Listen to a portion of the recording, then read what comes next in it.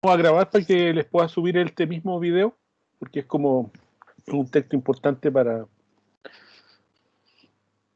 dar el marco de trabajo de antropologías del mundo. Así que para que sepan que se está grabando y no se saquen la ropa ni hagan morisquetas ni cosas por el estilo. Las cosas que uno hace en las clases. Ya. Vamos a trabajar hoy día con el texto de Gustavo Lins Ribeiro y Arturo Escobar. Eh, Insisto en seguir posicionando un poco lo que he planteado y lo que quiero transmitir, eh, que tiene que ver con la especificidad de las antropologías del mundo, de la antropología latinoamericana en lo específico. Y eso surge a partir de este análisis, surge a partir de un modelo, que es el que hemos presentado, el que he presentado, relativo a un modelo que se origina en unas antropologías centrales, que son aquellas de donde salió este artefacto cultural que nosotros llamamos antropología, y que se expandió de ahí al resto del mundo en la medida en que el colonialismo se iba expandiendo también por el resto del mundo. Entonces, uno de los resultados de la expansión colonial es la difusión de este tipo de conocimiento particular, de esta práctica que tiene distintas orientaciones teóricas, prácticas, que se llama antropología, con la etnografía y todo lo que está alrededor de ella. Ese es más o menos. Entonces, este modelo de antropologías centrales tiene en su oposición una contraparte que son las antropologías periféricas. Y en este caso, en este libro en particular de Gustavo Lins Ribeiro y de Arturo Escobar, estas antropologías periféricas están siendo llamadas de antropologías del mundo. Se origina este libro en un simposio que los autores convocan y que convocan a partir de varios encuentros que ya habían tenido, que los motiva para poder pensar qué es lo que hay y qué es lo que quedó de la antropología más allá de las antropologías centrales. Insisto, a partir de este modelo de antropologías centrales, antropologías periféricas. Evidentemente, nosotros no podemos estar muy contentos con que nos llamen periféricos, porque periférico tiene una noción de, al parecer, minusvaloración o con respecto a lo que es el centro, es decir, a lo que no es periférico. Y hay que dejar en claro que efectivamente, si hay una alta valoración de la disciplina antropológica, es en las antropologías centrales, o se las valora más porque son antropologías centrales. Y el resto de las antropologías, más allá de que no nos guste el nombre, que aquí son llamadas de antropologías del mundo, son periféricas en el sentido de que no han sido lo más importante en la disciplina que ha existido. Ahora, esa explicación, que es lógica y que tiene que ver con la realidad, evidentemente está cruzada también por el sistema colonial. Es decir, podríamos decir de la misma manera que la mayor parte de las lenguas importantes del mundo son las lenguas europeas, castellano, inglés o francés. Podríamos decir que el tipo de gobierno que nosotros tenemos es un gobierno europeo y es también el único tipo de gobierno que debería tener la gente, eso dicen algunos, la democracia, por ejemplo. Podríamos decir que la forma de comer que tenemos, las maneras de mesa, también son las mejores porque son europeas. Entonces, ¿a qué voy con esto? El decir periférico no necesariamente es peyorativo, sino que es dar una constatación. Pero lo que establecen los autores de este libro es que pueden ir un paso más allá, y este paso más allá es, sobre todo en el ámbito de las reuniones mundiales de antropología y de las asociaciones mundiales de antropología, el llegar a posicionar a las antropologías que no son del centro con un papel mejor o un papel más relevante que el que habían tenido hasta entonces. De esta manera, estamos presentes frente a una especie de revuelta. Este libro es el resultado de una revuelta. No voy a decir revolución, ni tampoco voy a decir estallido, pero sí una revuelta de una cantidad de intelectuales vinculados a la antropología, mujeres y hombres, que desde distintos países no centrales de la disciplina, vienen a cuestionar la manera en que las antropologías centrales ven al resto de las antropologías. Y de ahí surge esta necesidad de hacer un libro que se llama Antropologías del Mundo. Nosotros en este curso en particular estamos viendo una sola de esas antropologías del mundo, o un conjunto de esas antropologías del mundo que son las que llamamos en un punto intermedio, porque también la semana pasada dimos algunas definiciones, algunas características de lo que considerábamos lo que eran estas antropologías latinoamericanas. Pero digamos que dentro de la amplitud de existencias de antropologías del mundo, nosotros tenemos un tipo de esta antropología del mundo que vendría siendo la antropología latinoamericana.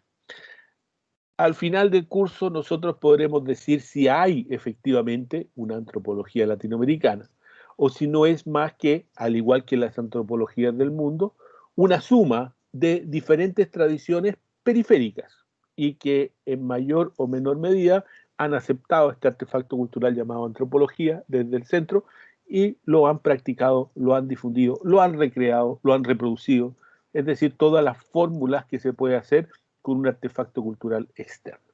Entonces, habiendo hecho esa introducción y situando a ambos investigadores como quizás de los más reconocidos que existen hoy día en América Latina, también en el mundo, llamados Arturo Escobar y Gustavo Lin Ribeiro, uno colombiano, el otro brasileño, pasamos a ver la presentación que dice y muestra algunos párrafos de este libro que se llama Antropologías del Mundo. Solo para aclarar algunas cosas, el libro tiene muchas páginas y tiene muchos artículos distintos y que se le pidió efectivamente a personas que forman parte de estas antropologías de distintos lados del mundo. Entonces, en este libro se encontrará más allá que lo latinoamericano. Es interesante que ustedes, por eso me interesa que puedan ver el libro completo, no que se lo lean entero, pero en algún momento, si les interesa, poder ir a ver qué es lo que pasa en los otros continentes con relación a la antropología. Recuerden que en la mayor parte de los continentes, quizás mucho más que en América Latina, la antropología llega efectivamente como práctica colonial. Entonces yo no sé si es tan claro que se piense o se identifique a los antropólogos y a las antropólogas como alguien muy bueno, al contrario. En África, por ejemplo, hay una cierta tendencia a pensar que los antropólogos son del lado oscuro de la fuerza. Y no dejan de tener razón. Y lo mismo en otros lugares como en Melanesia, en la Polinesia. En América hay una situación media ahí ambigua que también tiene que ver con la especificidad de la antropología latinoamericana. Pero ¿a qué voy con esto? Que ser antropólogo, ser antropóloga, no es necesariamente entendido en el resto del mundo de la misma manera que lo entendemos nosotros. Por ejemplo, en Japón, la antropología se fortalece, toma mucha más fuerza después de la invasión de Estados Unidos. Recuerden, Estados Unidos invadió Japón al finalizar la Segunda Guerra Mundial, después de haberle tirado 2 bombas atómicas, es decir, una cosa catastrófica, horrorosa.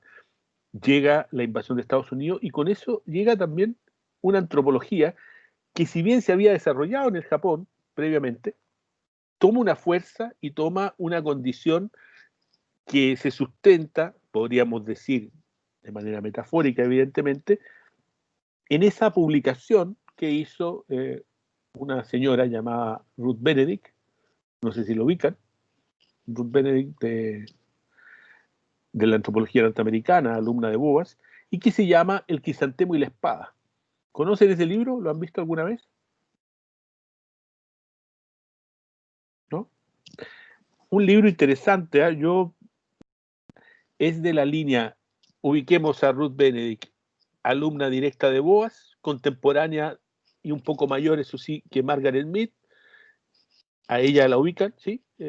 Escribió Patrones de Cultura, Ruth Benedict, y escribió varios libros donde ella intentaba aplicar el ideario boasiano de eliminar toda determinante de la acción humana que no fuera la cultura, siempre relevando la cultura.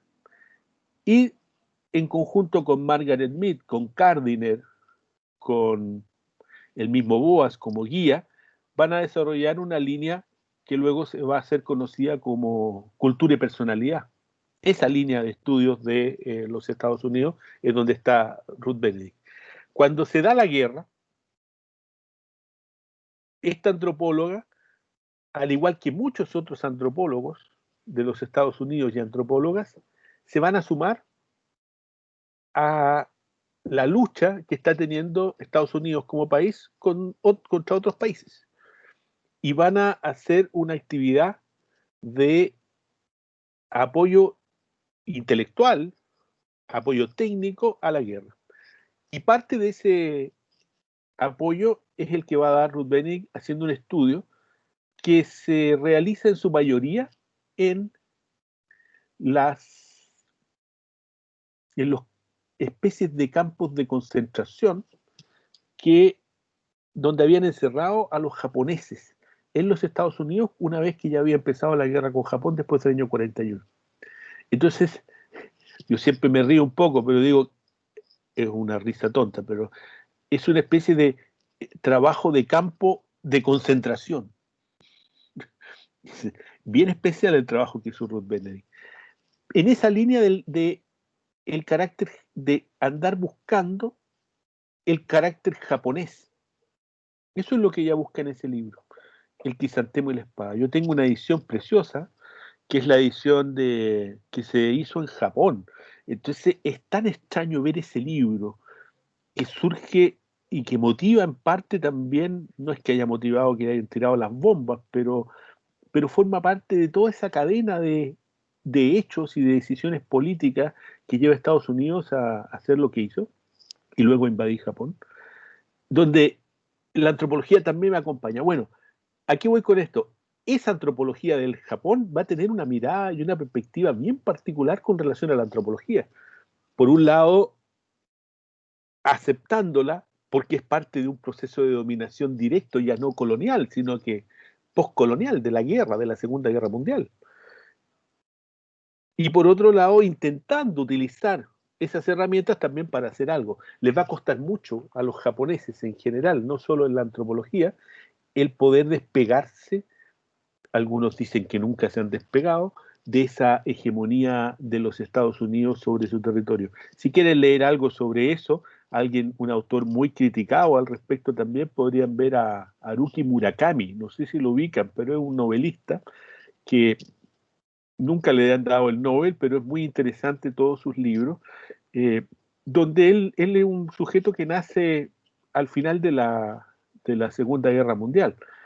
Y casi toda su vida la va a pasar en este contexto de ocupación norteamericana. De un tipo que bebe whisky, que le gusta el béisbol, es un tipo que escribe y habla muy bien en inglés, ha vivido en Londres mucho tiempo.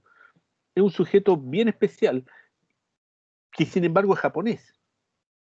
Entonces, ese tránsito, yo creo, esa reflexión cultural, es una reflexión que es muy interesante hacer desde la antropología, el cómo ser algo de una cultura, de una tradición que fue intervenida por otra, y cómo desarrollar en ese sentido una disciplina que tiene de ambos lados, y tiene también un poco de rabia, ¿no? Con respecto a los Estados Unidos.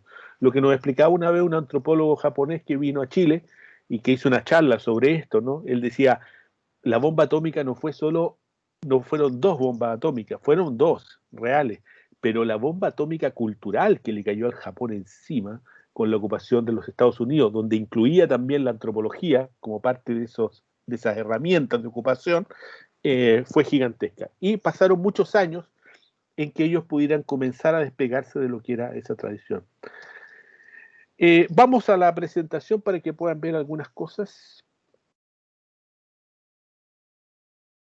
Recuerden que estamos grabando.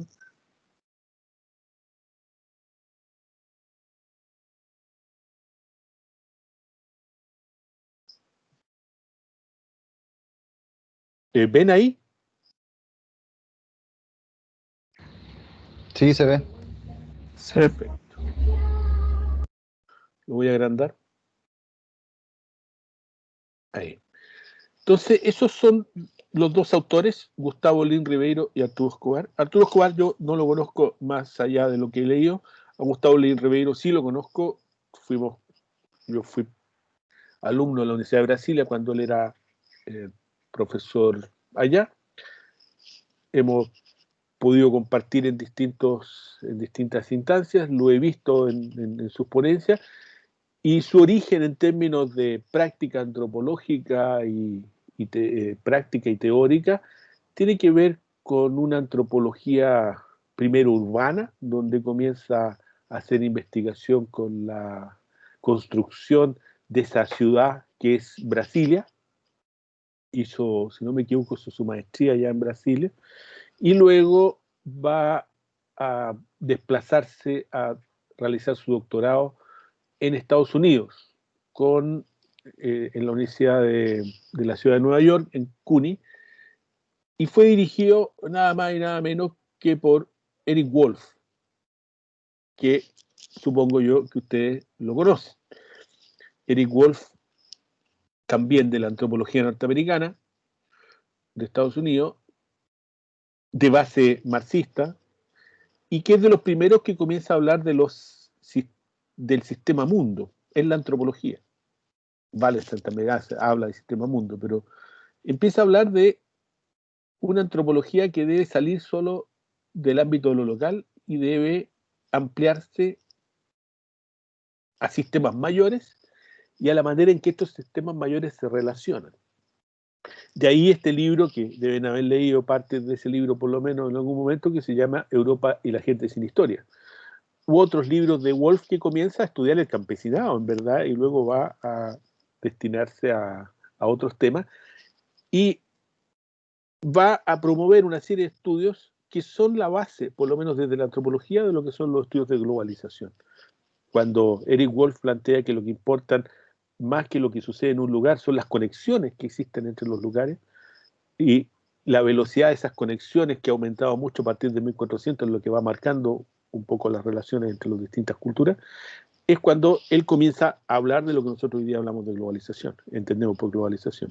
Y Gustavo Lin Ribeiro siguió esa línea, siendo, insisto, alguien que fue orientado por Eric Wolf, desarrolló eso y después se puso a trabajar, por ejemplo, con los obreros de una central hidroeléctrica que se estaba construyendo en la frontera entre Brasil, Argentina y Paraguay, si no me equivoco, y desarrolla toda una investigación sobre quiénes son estos sujetos que van a trabajar allá. Es una antropología en movimiento lo que él desarrolla.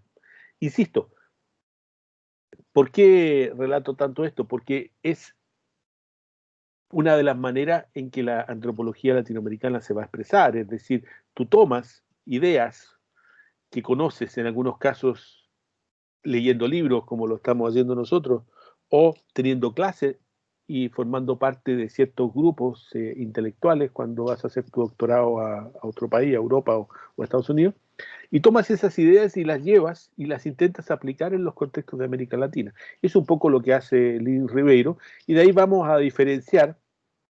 En algunos casos yo creo que es más significativa la diferenciación, en otros casos no, entre aquellas colegas que desarrollaron su carrera antropológica solo estudiando desde América Latina, pueden haber ido a Europa también, pero no se formaron allá en ninguno de los niveles de formación de antropología, es decir, no hicieron ni pregrado, ni maestría, ni doctorado allá, que no es el caso de Lins Ribeiro, y aquellos como Lins Ribeiro, como Gustavo, que efectivamente fueron a hacer su doctorado en este caso, Estados Unidos.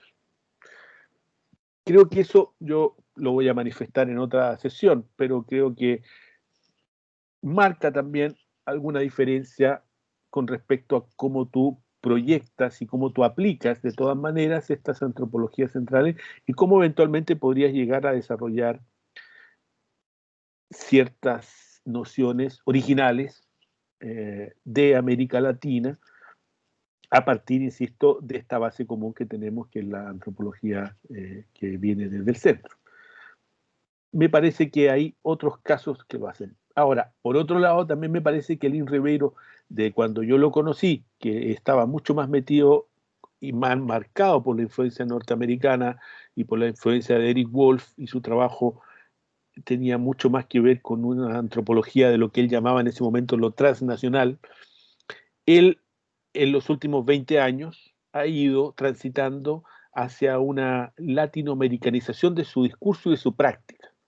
Y yo creo que eso está reflejado precisamente en este libro. Yo creo que cuando yo conocí a Gustavo Lins Ribeiro en el año 94, no era tan radical en sus pensamientos con respecto a la crítica a estos núcleos de antropología centrales como va a estar precisamente en este libro. Eso es una epistemología que él va desarrollando en la medida en que él, si bien desarrolla su formación académica en los Estados Unidos, él va a volver y luego va a tener un desarrollo y un vínculo muy fuerte tanto con la antropología argentina como en último tiempo con la antropología mexicana, además de, evidentemente, de la antropología brasileña. Ha estado en Chile varias veces también. Se convirtió en un antropólogo que circula bastante por todos los países de América Latina, y eso le ha dado una ventaja que me parece interesante de rescatar, no solo de rescatar, sino también de emular o de copiar, y que es la posibilidad de entender diferentes puntos de vista de cómo se construye América Latina en términos de su antropología y conocerla en terreno. Eh, Estuvo, por ejemplo, hicimos un congreso de antropología en Valdivia. Lo hizo el Colegio de Antropólogos en el año 2007, fue ese congreso de antropología, y Gustavo Lins estuvo en ese congreso. Estamos hablando de mucho tiempo atrás. Y ha venido varias veces a Chile en distintas actividades, también ha estado en Argentina en distintas actividades, y luego se fue a vivir a México y estuvo vinculado, no sé si está viviendo allá o ya volvió a Brasil, creo que sigue en México, a la Universidad Autónoma de México. Es decir, un sujeto que circula y que en la medida que circula va conociendo y va construyendo esta posibilidad de apreciar las transformaciones, como dice el título del libro, de una disciplina a través de los sistemas de poder. Creo que la base marxista de Eric Wolf, vinculada a la manera en que Gustavo comienza a construir también su visión de la antropología, lo lleva a pensar no solo aquellos focos de estudio en los cuales él ha trabajado, Brasilia, los bichos de obras y bueno, y muchas cosas más, los sistemas virtuales, que una conferencia que dio hace un par de años en una reunión de antropología brasileña, sino pensar la disciplina como un artefacto cultural también. Pensar la disciplina como un objeto o como sujetos de estudio, que están dentro de sistemas de poder, que son sistemas coloniales. Y la antropología no va a dejar de reflejar esos sistemas coloniales. Desde la perspectiva de este libro, las antropologías del mundo lo que se propone es explorar la diversidad de antropologías que se practican a principios del siglo XXI. Este libro, si no me equivoco, es de 2009, 2008, por ahí, y yo lo pude recibir, me lo pasó el mismo Gustavo en un congreso que estábamos en Buenos Aires. Muy interesante, evidentemente, el libro, y muy interesante lo que era ya su figura, siendo reconocido, habiendo sido invitado a ese congreso de antropología que tenía que ver con una jornada de antropología, de la reunión de antropología del Mercosur, precisamente. Ahí, capítulo aparte, después lo voy a mencionar, pero es interesante que ustedes, como estudiantes de la disciplina y que pretenden valorar en algo lo que es esta visión más latinoamericanista, puedan irse adentrando en este conjunto de diálogo que existe hoy día en América Latina y que se reúne en distintos eventos, como son la reunión de la Asociación Latinoamericana de Antropología, que va a venir ahora luego, va a ser en Brasil, la reunión de antropología del Mercosur, que también es una reunión que surge a partir de una especie de especialización de lo que es, o diversificación de lo que eran las reuniones de la Asociación Brasileña de Antropología. La Asociación Brasileña de Antropología tenía una reunión central que se llamaba Reunión de la ABA, que se sigue haciendo. Además de eso, en algún momento, como Brasil es tan grande, de distintos lugares comenzaron a plantear la necesidad de hacer reuniones específicas o particulares. Entonces salió la ABA Nordeste para toda la zona norte del Brasil y también salió la ABA Sur. Y esa ABA Sur, cuando se comenzó a hacer no sé si en los 90, finales de los 90 todavía fue el primero, congregó rápidamente a mucha gente de países que no eran de Brasil, siendo la Asociación Brasileña de Antropología la que organizaba y era una reunión de los antropólogos y antropólogas del Brasil. Pero esa ABA Sur, ya creo que en su segunda versión, comienza a llamarse de Reunión de Antropología del Mercosur. Y de ahí sale la RAM, Reunión de Antropología Mercosur, que se hace cada 2 años y va cambiando de país. En Chile no la hemos realizado todavía por distintas razones, pero sería interesante que se pudiera hacer. Digo, es bueno que ustedes conozcan y que puedan participar. Hoy día yo creo que desde la virtualidad yo les recomendaría poder pagar, no creo que vaya a ser mucho para estudiantes el monto para poder participar de todas las actividades de la ALA, para poder acceder a las conferencias y todo eso, porque se va a hacer por este medio. Entonces todo el gran costo que tiene, ahora la gran ventaja y la gran maravilla de poder viajar a otro país para ir a una conferencia siempre es mejor, ¿no? Pero en este caso, por lo menos es más barato.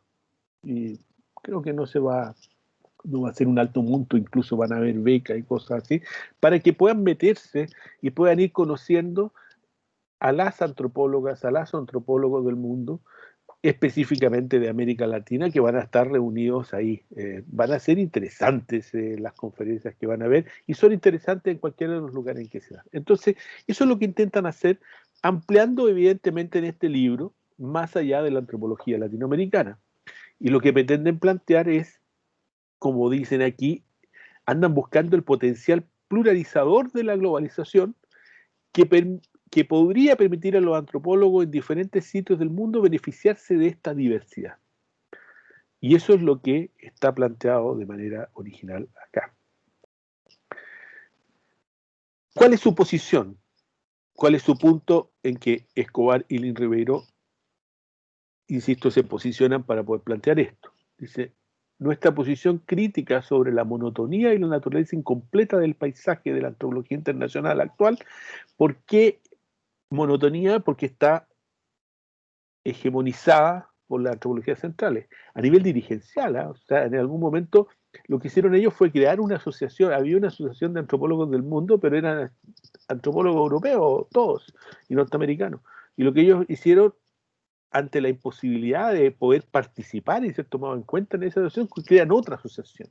de antropologías del mundo. Y ahí donde surge un poco y empiezan a negociar, ¿no? Y surge un poco esta idea de posicionarse. Entonces, esa es la monotonía y la naturaleza incompleta del paisaje que ellos están señalando, porque lo que se llama antropología internacional o cómo se entiende la antropología del mundo hasta antes de este libro o hasta antes de los esfuerzos de crear otra Organización Mundial de Antropología, evidentemente es monótono y es incompleto, porque no están todos ni todas presentes. Sobre todo los que no están son aquellos que pertenecen a las antropologías llamadas periféricas. Entonces, de ahí surge esta convicción de que para mejorar la antropología y para, evidentemente, autocuestionarse el rol que ha tenido en términos de la expansión colonial, es necesario que estas antropologías asuman su propia diversidad. Es decir, que se tome conciencia y se asume que existen más antropologías que las que hasta ese momento se estaba dispuesto por asumir. Ese es el esfuerzo de decir, existimos, hacemos antropologías distintas, tenemos tradiciones que a esta altura no son solo una copia de las antropologías centrales, y además una mala copia de las antropologías centrales. Lo que nosotros tenemos es una diversidad de prácticas, y que no podríamos encasillar en una sola forma de plantearse y de hacer antropología. Y la única manera, y en eso este libro es muy antropológico en el sentido estricto del término, siguiendo quizás a Geertz con la idea de interpretación de las culturas, lo que está planteado en ese libro, la única manera de poder dar cuenta de lo que significa y lo que es esta disciplina antropológica ahora al inicio del siglo XXI es yendo en este esfuerzo boasiano de la particularidad, yendo a ver qué es lo que hacen en cada lugar. Y eso es lo que se propone en este libro. En este curso nosotros también proponemos exactamente lo mismo. Eso es lo que yo les propongo a ustedes, que pensemos juntos. Es decir, si queremos descubrir qué es esta antropología latinoamericana, podemos dar algunos lineamientos como los dimos en la sesión pasada a partir del texto de Esteban Crotz, de las antropologías del sur. Pero fundamentalmente el esfuerzo que tenemos que hacer es ir a conocer las experiencias de cada práctica antropológica que se está dando en los distintos países. Por eso que hay que pensar en Perú, en Bolivia, en Ecuador, en Colombia. Yo acá planteo en Argentina, evidentemente en Chile.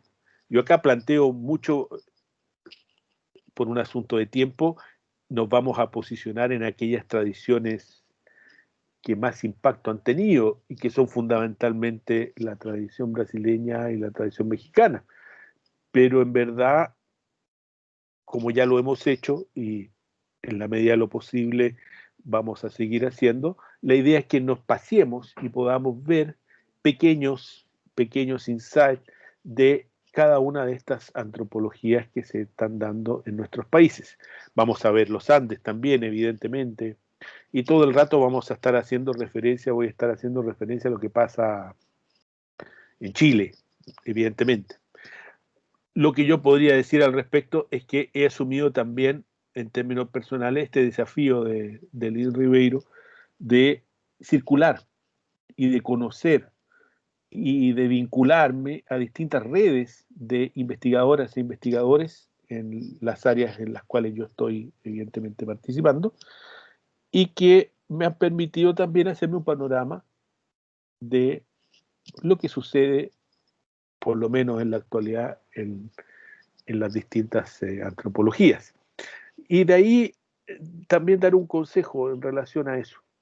Muchos, muchos critican, por ejemplo, que el participar en congresos es una especie de pérdida de tiempo y de culto al ego, en donde la gente va y se reúne a carretear, lo cual es cierto, no deja de ser verdad, pero para mí, no sé lo que hacen los demás, pero lo principal para mí de, por ejemplo, de coordinar un grupo de trabajo, que es una tarea grande porque tienes que preparar, dar, mandar mensajes, recibir, evaluar resúmenes, después coordinar ese día, escuchar a toda la gente que presenta, pero es, por lo menos en el área en la cual yo trabajo, es fantástico porque en un día si tu propuesta es atractiva, efectivamente llega a mucha gente, en una tarde, en un par de días, tú puedes tener una visión bastante amplia de distintos lugares de América Latina acerca del tema que tú estás trabajando.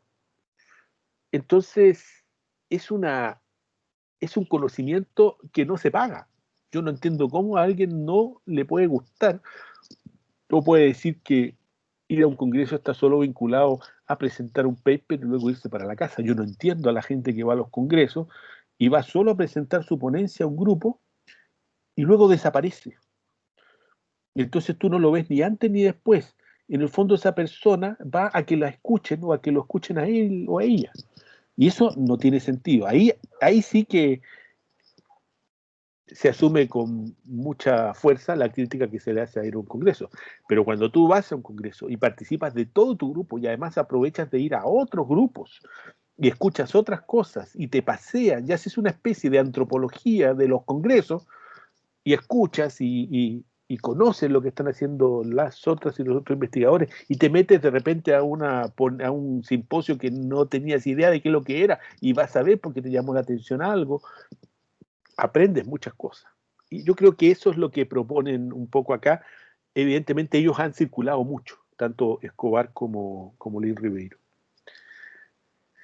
Y esto también es importante, esta parte que está acá, cuando dice, es una estrategia crucial, política y académicamente. Este libro no está, como ya lo he planteado con claridad, desvinculado de una razón política. La razón política es la que origina esta idea de reflexionar y trabajar sobre las antropologías del mundo. Bueno, es un libro colectivo, son muchos autores las que fueron, y autoras y autores los que fueron convocados, donde se explora la diversidad de las antropologías que se practican en el mundo a principios del siglo XXI y los modos en que el potencial pluralizador de la globalización podría permitir a los antropólogos de diferentes sitios beneficiarse de esta diversidad. Algunas de estas transformaciones más importantes de la disciplina del siglo XX se debieron, por ejemplo, a cambios en la posición del sujeto, es decir, del objeto de estudio que pasa a ser sujeto de estudio, que es algo muy distinto y que deberíamos nosotros potenciar con fuerza en la manera en que hacemos antropología en América Latina. Es decir, ya no trabajamos con objetos de estudio, objeto es una cosa, es la cosificación desde el punto de vista de la ciencia, de lo que son los temas y los lugares y las personas con las cuales nosotros trabajamos. No, hay un esfuerzo de objetivación en términos de problemática, sí, está claro, pero lo que nos debe quedar claro es que con quienes nosotros trabajamos son sujetos. Y ese es un cambio que se vivió en el siglo XX y que en América Latina yo no sé si se ha asumido con tanta claridad. Tiene que ver evidentemente con la crisis de representación de las ciencias humanas en los Estados Unidos y que está muy bien planteado en este libro que se llama en castellano La crisis de la representación de Marcus y Fischer, Antropología como crítica cultural. Antropología como crítica cultural. Bueno, ahí son cambios importantes que se dan. Quizás los mayores cambios vinculados con esto también tienen que ver con que la mayor parte de los nativos, y en términos estrictos, muchas de las personas que hacen antropologías del mundo son ex nativos, de alguna manera. La mayor parte, muchos de los nativos ex objetos de estudio comenzaron a estudiar y comenzaron a hacer antropología. Y por lo tanto, también ahí hay un cambio epistemológico porque tú dejas de ser solo objeto de estudio, también eres parte de un proceso reflexivo que hace antropología pensando también quizás a un otro o a otros que pueden estar muy cerca tuyo o a otras, pero que se hace en un mundo del cual tú eres partícipe. Yo creo que eso es lo que decíamos también como una de las características de la antropología latinoamericana, cuando decíamos que formábamos parte de los mismos espacios. Bueno, eso es lo que está siendo recreado y rescatado acá.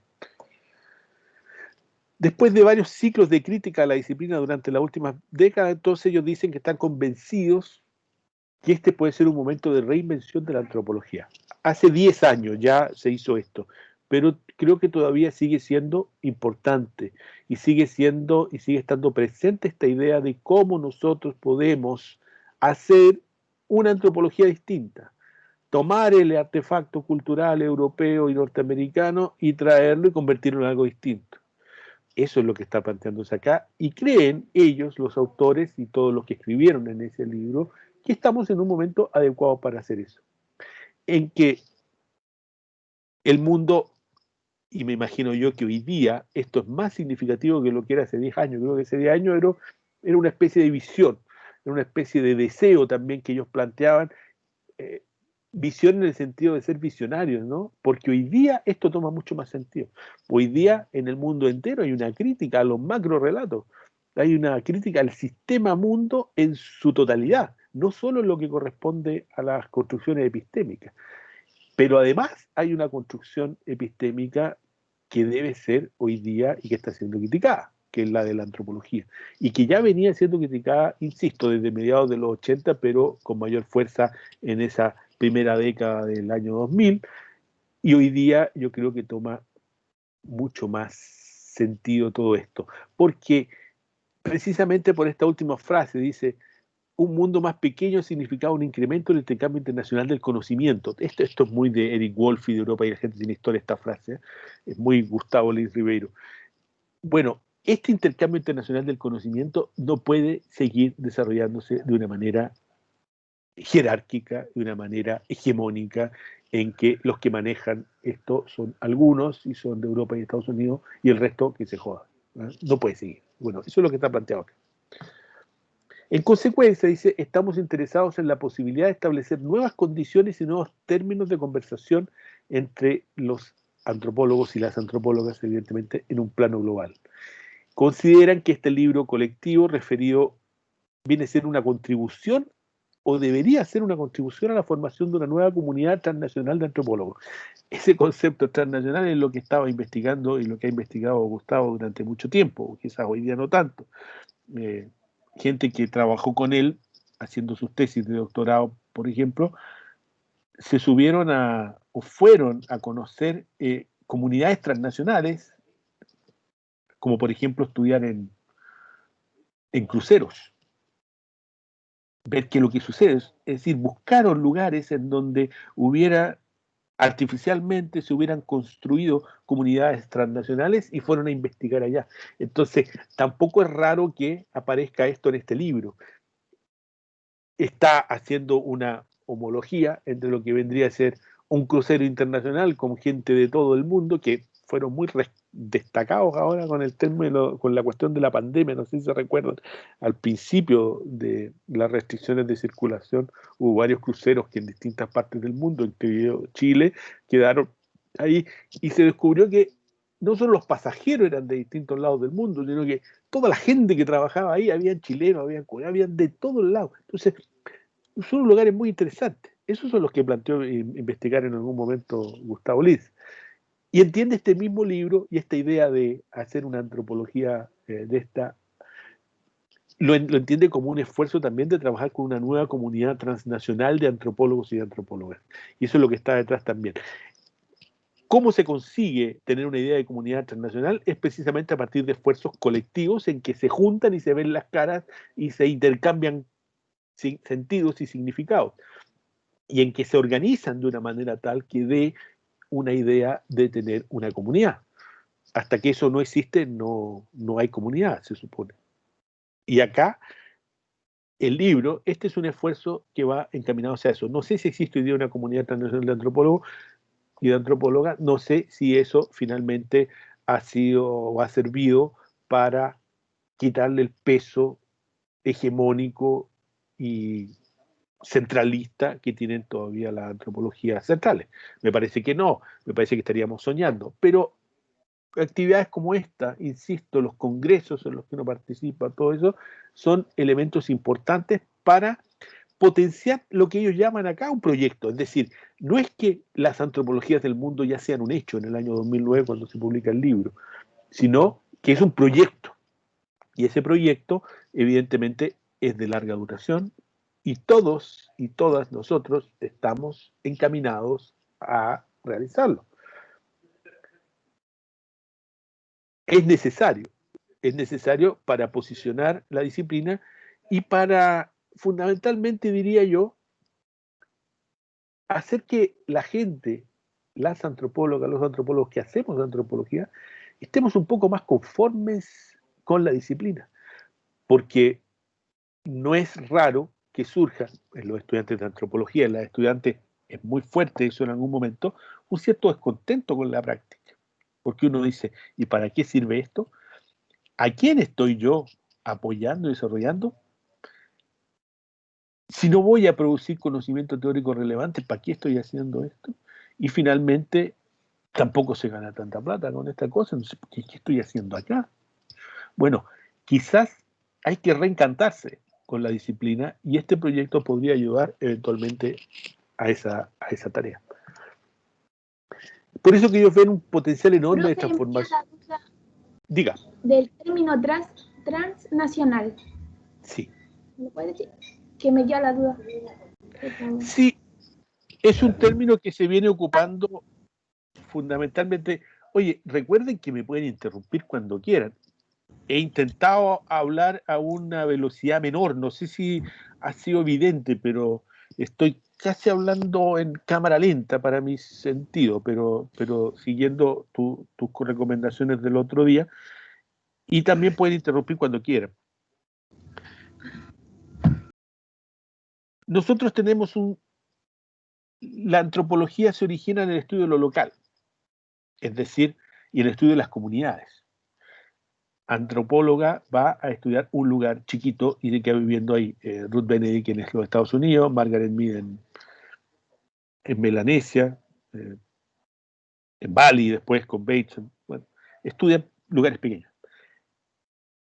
En algún momento, y precisamente a partir del surgimiento de lo que son los estudios de la globalización, en el caso de la antropología de los estudios de sistema mundo, incluso antes, con la gente que trabajaba y que eran herederos del trabajo de los antropólogos más marxistas norteamericanos, empiezan a trabajar con unidades mayores. Sobre todo hay un antropólogo ahí que se llama Julian Stewart que empieza a proponer de que hay que trabajar con los distintos niveles de integración en los cuales está involucrada una comunidad. ¿Que podemos seguir trabajando con la comunidad? Sí, con lo local. Pero ese local, lo que debemos tener en claro es que ya no depende de sí mismo, sino que hay una serie de interrelaciones que van haciendo que este local dependa de otros niveles de integración en los cuales está inserto. Y esos niveles de integración, por lo menos, pueden ser los municipales, en este caso, los regionales, los nacionales, y también lo que pasa a ser conocido como lo transnacional, lo internacional se llamaba en un momento, pero la idea de lo transnacional es que lo transnacional cruza fronteras, tiene mucho que ver también con el surgimiento de lo que llama Jameson, un capitalismo avanzado, un capitalismo en donde ya lo nacional como elemento articulador incluso de las tradiciones antropológicas, va perdiendo sentido en la medida que hay una serie de mecanismos que permean las fronteras y que atraviesan las fronteras y que van más allá de la cuestión nacional. Y que son, por ejemplo, las empresas transnacionales. O sea, el concepto de lo transnacional está muy vinculado, evidentemente, a esta idea de producción de un conglomerado que produce y que va afectando a distintas partes del mundo sin necesidad de tener un centro. Bueno, esa idea de lo transnacional está siendo tomada acá. Es decir, de qué manera nosotros podemos ver una disciplina que a esta altura ya no funciona solamente a partir de un centro. Hay una crítica también ahí a la idea de centro. ¿Cómo se atraviesan las fronteras y cómo esto se expresa precisamente en esta idea de lo transnacional? Recuerden que también hay otro, por ejemplo, está lo translocal. Son otras palabras que también surgen vinculadas a esta idea general de plantear un mundo que está en movimiento, que tiene muchas más conexiones y a una velocidad infinitamente mayor de lo que sucedía antes. No solo nosotros nos movemos, sino que las ideas están circulando de una manera mucho más rápida que antes, y eso tiende a una dilución de lo que a finales de los 80, con la caída del muro, o inicio de los 90, del muro de Berlín, se comenzó a llamar la disolución de la frontera. Lo transnacional implica una disolución de la frontera y una mayor posibilidad de involucrarnos y de influirnos mutuamente, evidentemente sin dejar de considerar que hay razones hegemónicas que todavía están detrás de esta esta construcción de lo transnacional, porque no vamos a ser ingenuos de llegar a plantear que porque ahora somos todos transnacionales somos iguales. No, podría llegar a ser o podría plantear la transnacionalidad un cierto sentido de simetría, sí, pero no lo es en el sentido en que lo transnacional igual está marcado por Bill Gates y las grandes empresas y por la Coca-Cola y por todas las formas de poder construir realidad y relaciones sociales y por el gran poder que tienen las empresas internacionales, transnacionales, vinculadas incluso con las oligarquías locales, que han ido potenciando también los sistemas de dominación. No está ajeno de eso. Pero a eso se refiere un poco lo transnacional. Entonces, hay un gran potencial y la idea es de qué manera, o es preguntarse hacia dónde va a conducir esto, si va a conducir hacia una explosión y no vamos a saber qué es lo que es más la disciplina, o independientemente de pensar que esto va a explotar o no, lo que tenemos que hacer es este esfuerzo, insisto, muy boasiano de lo particular a lo general, es decir, no vayamos a anunciar una ley general hasta que no tengamos certeza acerca de lo que es y de lo que son las cosas. Es decir, si queremos saber lo que son las antropologías del mundo y no imponerles una matriz de interpretación previa, lo que tenemos que hacer es ir a pensar cómo son estas antropologías del mundo. Y pasar así a anunciar lo que dicen acá, una era post-antropológica, que es una era, insisto, es el mismo diálogo, el post-capitalismo, el post-modernismo, es decir, una idea en donde se cuestiona una lógica universal de entender la antropología de una sola manera. Como también se ha cuestionado, y esto a partir de los estudios de la historia y también de la antropología, lo que viene siendo una idea de historia. O sea, hoy día nadie intelectualmente que se precie, ¿no?, de algo intelectual podría sustentar una idea de que existe una sola historia universal. No, existen muchas historias. El sentido de las historias, las particularidades, la definición de lo humano, y son humanidades, como son historias también, como lo planteaba Michel de Certeau en la historia, y como lo planteaba Gertz en el sentido de las humanidades también, son muchas humanidades distintas.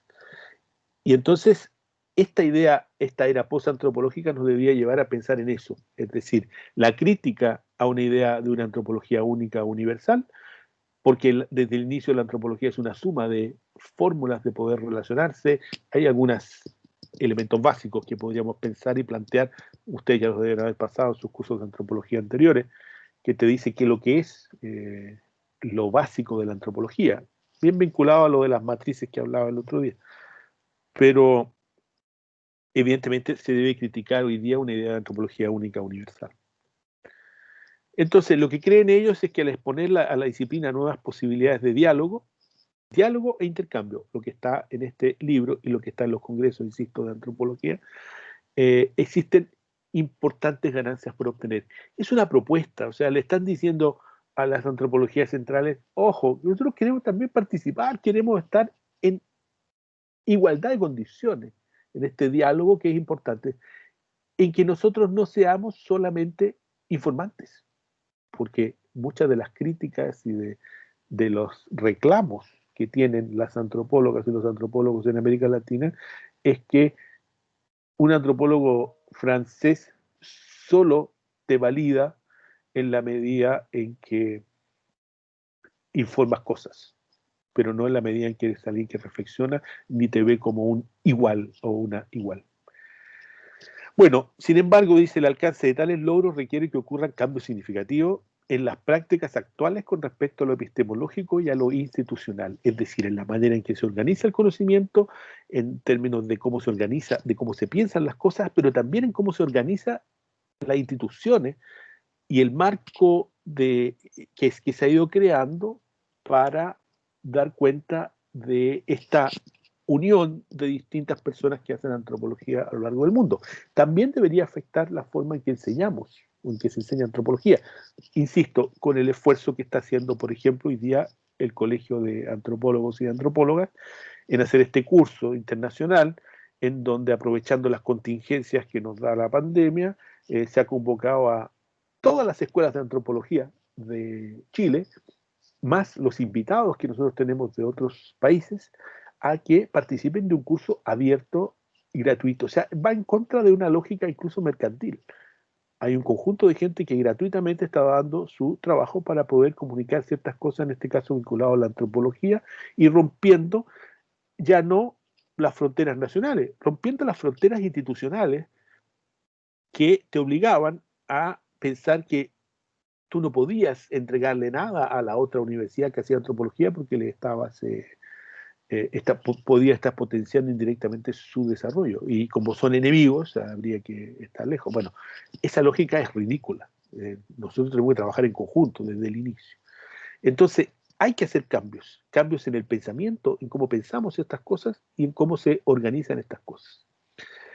Y de esa manera podés generar este movimiento participativo que están proponiendo ellos, que incremente la diversidad, destinado a perturbar, dice, a quienes se han beneficiado de su ausencia, que son las antropologías centrales.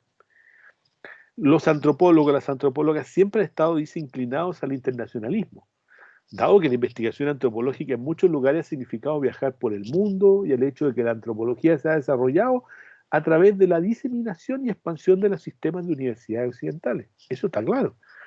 Y esta reflexión, dicen ellos, no es la primera vez que se hace. Todos estos autores que están citados acá, entre ellos Kreber en el año 53, o sea, muy antiguo. Kreber, uno de los también más reconocidos antropólogos de Estados Unidos, ya estaba insinuada, planteada, pero nunca se había avanzado a la manera en que ellos plantean esto. ¿Y cuáles son los puntos? Como para ir terminando, la idea es que puedan leer el artículo, ¿no? Todo esto está en la introducción. Pero hay varios puntos que ellos destacan. Primero dice, creemos que con la globalización se han abierto oportunidades heterodoxas al mundo académico. Podríamos incluso decir ahora, con esta posglobalización de la pandemia, se han abierto oportunidades insospechadas para esta relación del mundo académico. Yo creo que con esta pandemia se acabó ahora la jerarquía, finalmente. Nadie te va a cobrar hoy día por darte una conferencia por Zoom. Bueno, igual algunos cobran, pero esta cuestión está cambiando a partir de la tecnología y de una contingencia como lo es la pandemia. Pero este es el primer punto. Con la globalización se han abierto oportunidades heterodoxas, no homogéneas, ¿no? Segundo, ellos opinan que por la acción política concertada puede cobrar existencia una comunidad de antropólogos y antropólogas que sea heteroglósica, democrática y transnacional. Son los tres puntos. Heteroglósica es que hable desde distintos lenguajes, no solo desde uno, inglés fundamentalmente. Sigue siendo bastante monolingüe en todo caso los encuentros internacionales. Pero yo ahora, por ejemplo, estoy haciendo un curso en Claxo, que les recomiendo meterse a la Claxo virtual y buscar. Algunos son muy baratos, algunos son gratuitos también. Y es interesante porque ese curso se hace en portugués y en castellano. Y hay docentes que hablan en portugués y hay docentes que hablan en castellano. Y hay textos que son en portugués y otros que son en castellano. Y nadie puede reclamar. O sea, alguien el otro día dijo, oh, quiero una traducción del texto en portugués. Le dijeron, Claxo trabaja con las dos lenguas y todos y todas debemos entender las dos lenguas y chao, ¿no? Esa es la manera. Heteroglósica es eso. Yo te hablo en la lengua que hablo y tú me escuchas en la lengua que yo hablo. Y tú hablas y me respondes en la lengua que tú hablas. Se acabó. Tercero, escribimos desde un punto de vista que no pertenece al de alguna nación en particular, es una perspectiva transnacional, está deslocalizada. Y en cuarto dice, podemos entender la naturaleza dominante de algunos estilos de antropología solo si la asociamos con relaciones desiguales de poder, es decir, con el colonialismo. Entonces, esta perspectiva, dice, puede originarse en nuestros propios lugares, desde nuestras propias experiencias de la subalternidad. Reconocen que ellos, por ejemplo, han desarrollado estudios, como yo lo planteaba antes, en Europa, pero aún así han mantenido estos vínculos con las antropologías latinoamericanas. En el caso de Escobar en Estados Unidos y mantiene vínculos con Colombia. En el caso de Riz Ribeiro, y yo ya le dije, paseándose por toda América, en verdad, bueno, Escobar también, pero Lins lo ha hecho bastante en Ribeiro. Y algunas conclusiones. Han intentado mostrar la idea de antropologías del mundo vinculada a un proyecto intelectual como político. No hablan solo de una universidad social más inclusiva, que vendría siendo como la del multiculturalismo más anglosajón, sino algo que tiene detrás una crítica social y política fuerte. Sugieren que todos podríamos beneficiarnos con este cambio en la forma de entender la antropología, y además sugieren también que debería cuestionarse los intercambios desiguales que se han dado hasta hoy día, pasando a esta consideración de historias múltiples y de trayectorias que podrían darnos a entender o llevarnos a entender de mejor manera este nuevo mundo intercultural. Y finalmente, tomar en consideración que estas nuevas posibilidades de diálogo nos van a llevar a alternativas que no sabemos lo que son, pero que están sustentadas en la diversidad, y eso es lo que se quiere explotar con este libro. Bueno, lo voy a dejar por ahí.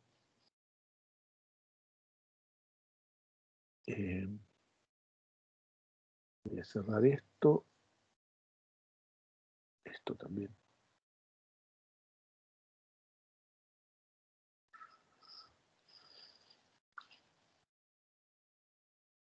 Y volvemos a curso. Ya. Eso es más o menos lo que quería plantearles hoy día. Piensen en esta antropología del mundo, hagan un tour por el libro, vean el índice y métanse ahí en lo que significa entender el punto de vista de las antropologías del mundo. Esa es la idea que está detrás de que puedan ver por lo menos la introducción de algunos capítulos de este libro, como el de Marisol de la Cadena y bueno, el de Mimo Esteban Croch, que son interesantes para plantearnos esta diversidad de antropologías que han surgido y que es lo que vamos a hacer, ¿no? No nos vamos a ir a meter más a Japón ni a otros lados, pero por lo menos vamos a conocer una diversidad de manifestaciones antropológicas en América Latina. Eso sí es seguro que estamos haciendo acá y ya lo hemos iniciado y creo que es deber de ustedes hacerlo. Si son antropólogas y antropólogos de Chile, tienen que hacer esa tarea sí o sí, y si no la han hecho hasta ahora, están en deuda y este curso les debería ayudar a hacerlo. ¿Preguntas?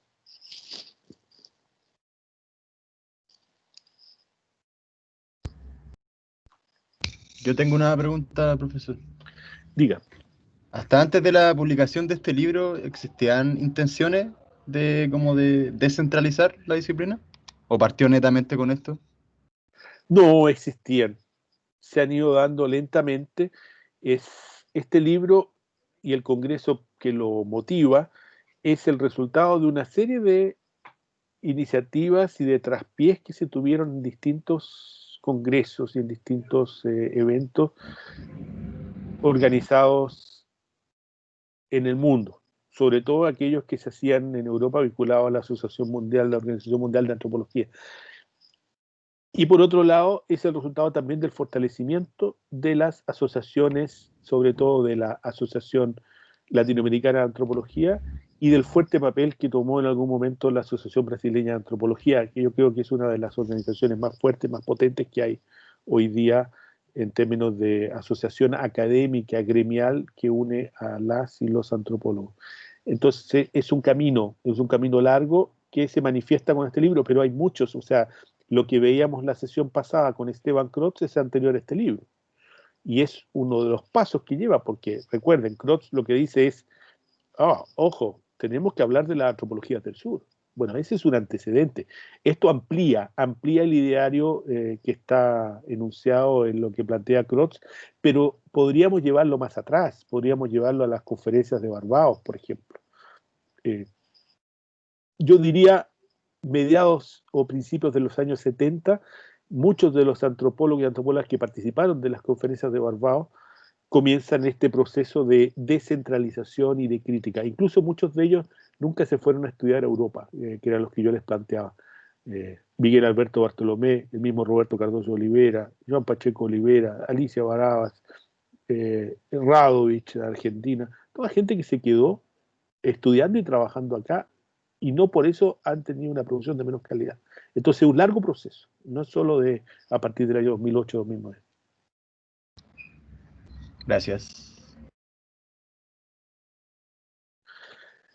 Ya pues, voy a dejar de grabar y nos despedimos y detener grabación.